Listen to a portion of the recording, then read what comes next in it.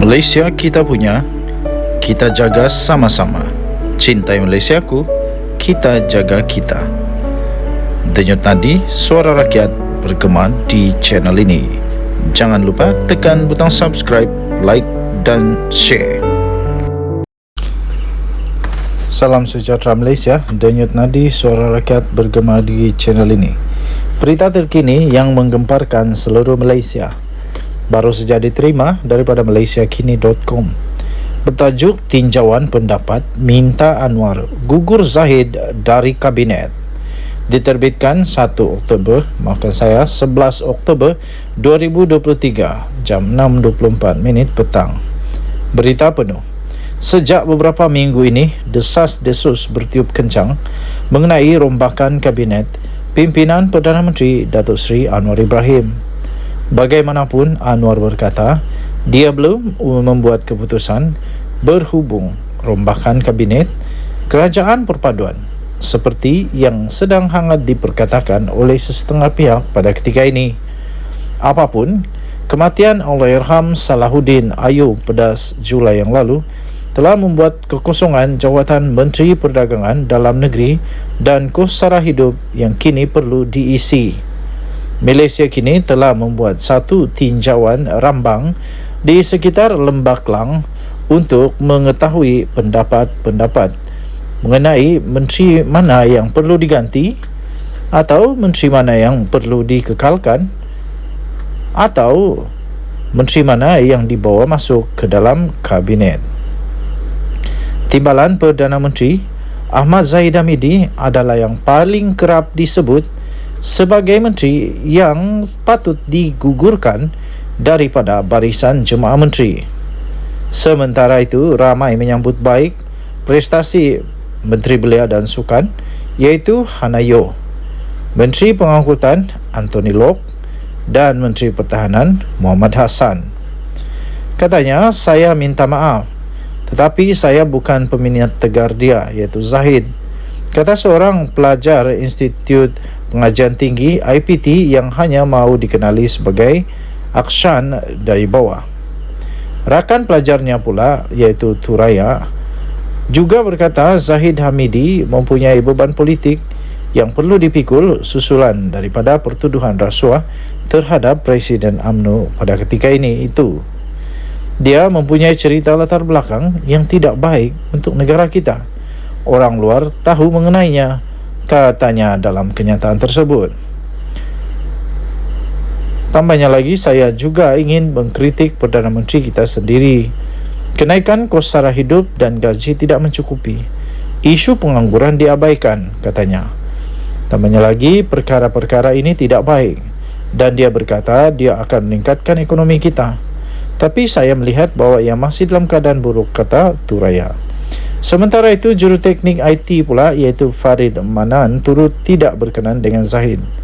Dia juga merasakan Menteri Multimedia dan Komunikasi Fahmi Fadzil dan Menteri Ekonomi Rafizi Ramli juga tidak melakukan secukupnya untuk menunjukkan mereka layak memegang jawatan.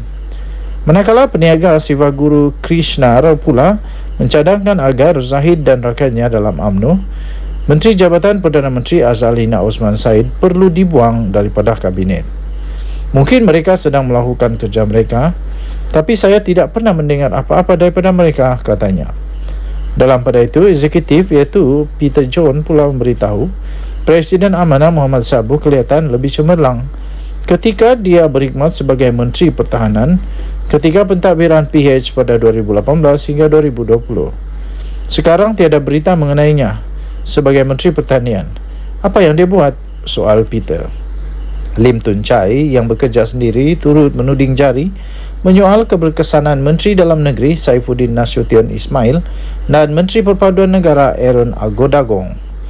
Negara kita begitu terpolarisasi sekarang dan saya tidak nampak sebarang peningkatan, malah ia semakin teruk, katanya. Untuk mendapatkan berita yang lengkap, sila layari malaysiakini.com bertarikh 11 Oktober 2023. Bertajuk tinjauan pendapat minta Anwar gugurkan Zahid dari kabinet.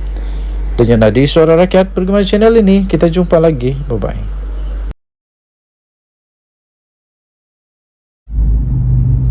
Salam sejahtera Malaysia. Denyut nadi suara rakyat bergema di channel ini. Senarai pengkhianat Parti UMNO. Senarai yang telah khianati Parti UMNO, sama ada akar umbi, sama ada menteri, sama ada bekas menteri, sama ada YB,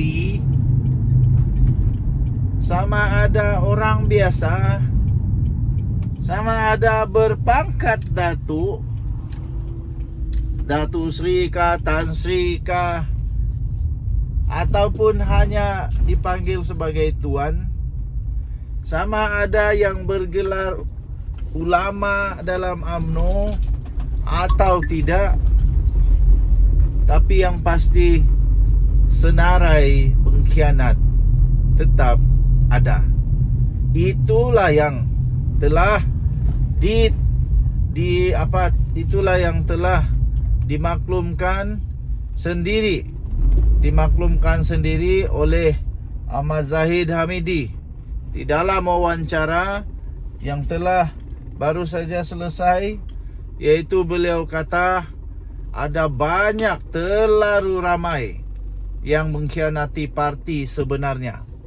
Terlalu ramai yang mengkhianati parti sebenarnya, dan di dalam usaha beliau untuk membersihkan pengkhianat ini, beliau menjadi sasaran. Okey, pada pendapat anda, siapakah senarai? Siapakah nama yang boleh tersenarai? Siapakah nama yang anda rasa kalaulah Zahid Hamidi buat senarai panjang nama orang yang mengkhianati Parti UMNO, siapa yang layak ditulis di sana oleh Zahid Hamidi? Pada pendapat anda, siapakah mereka ini yang digelar sebagai pengkhianat oleh Zahid Hamidi ini? Adakah pengkhianat ini memang betul-betul penyebab kepada kekalahan UMNO, atau tak ada pun kena-mengena dengan pengkhianat ini kepada kekalahan UMNO? Dan masihkah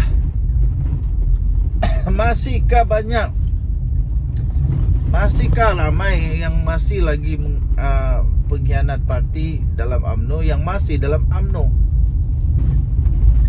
Dan kalau memang Zahid Hamidi tahu ada pengkhianat, buang saja semualah kan, supaya tidak rosak parti UMNO. Itu yang mungkin ramai orang mau.